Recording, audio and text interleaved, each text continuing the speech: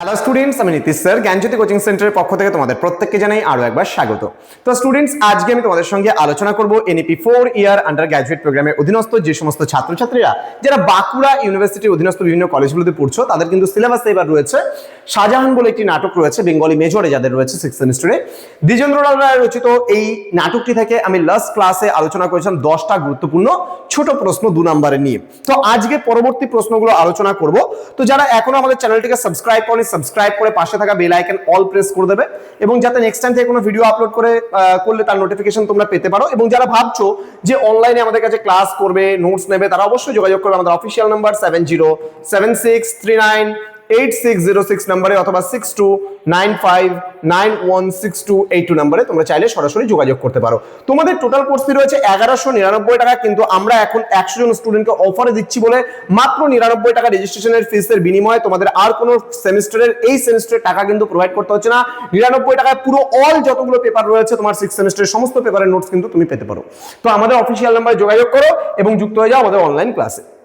চলো শুরু করছি আজকের ক্লাসটি। প্রথম প্রশ্ন যেটা রয়েছে, মহামায়া কেন দুর্গদ্বার বন্ধ করে দিয়েছিলেন?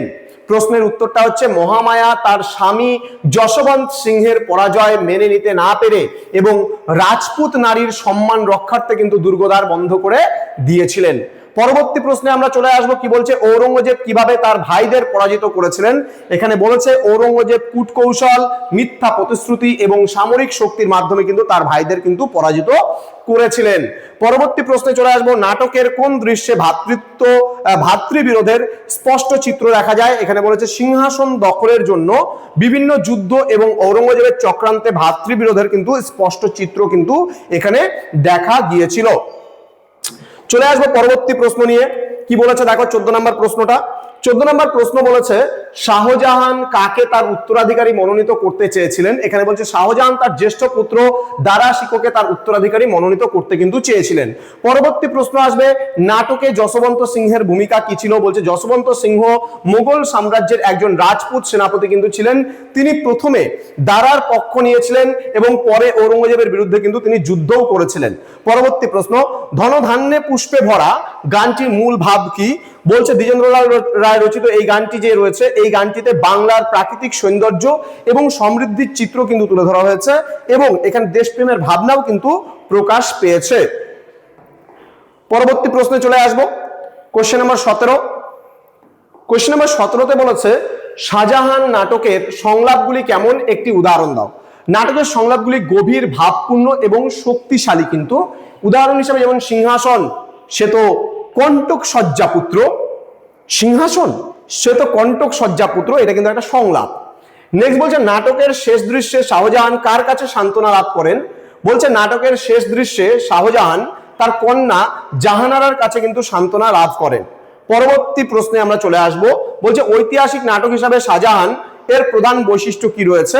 বলছে ঐতিহাসিক প্রেক্ষাপট, চরিত্রগুলির মনস্তাত্ত্বিক বিশ্লেষণ এবং নাটকীয় সংঘাত এই নাটকের কিন্তু প্রধান বৈশিষ্ট্য।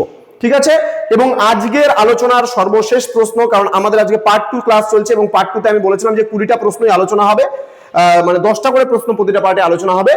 কি বলছে, নাট্যকার দ্বিজেন্দ্রলাল রায় শাহজাহান নাটকের মাধ্যমে কোন বার্তা দিতে চেয়েছেন বলে তোমার মনে হয়? বলছে নাট্যকার সম্ভবত ক্ষমতা লিপ্সা এবং ভ্রাতৃত্ব বিরোধের কুফল এবং পারিবারিক বন্ধনের যে গুরুত্বের বার্তা সেটাই কিন্তু দিতে চেয়েছেন। তো এই ছিল আজকের ক্লাস, একেবারে 20টা প্রশ্ন অবধি হয়ে গেল। এরপরে কিন্তু শাহজাহান নাটক থেকে আরো কিছু গুরুত্বপূর্ণ প্রশ্ন আসবে এবং শেষ পার্ট আসবে। তোমরা অবশ্যই চ্যানেলটিকে সাবস্ক্রাইব করে পাশে থাকা বেল আইকন অল প্রেস করে দাও, যাতে নেক্সট টাইম থেকে কোনো ভিডিও আপলোড করলে তার নোটিফিকেশনটা তুমি সবার আগে পেতে পারো। এছাড়া যারা ভাবছো যে অনলাইনে আমাদের ক্লাস জয়েন করবে, তারা অবশ্যই যোগাযোগ করবে কিন্তু আমাদেরই অফিসিয়াল নাম্বার 7076398606 নম্বরে অথবা 6295916282 নম্বরে। দেখা হচ্ছে খুব তাড়াতাড়ি তোমাদের সঙ্গে আরো একটা নতুন ক্লাস নিয়ে। তোমরা প্রত্যেকেই ভালো থেকো, সুস্থ থেকো। Thank you so much, thanks for watching after all, thank you.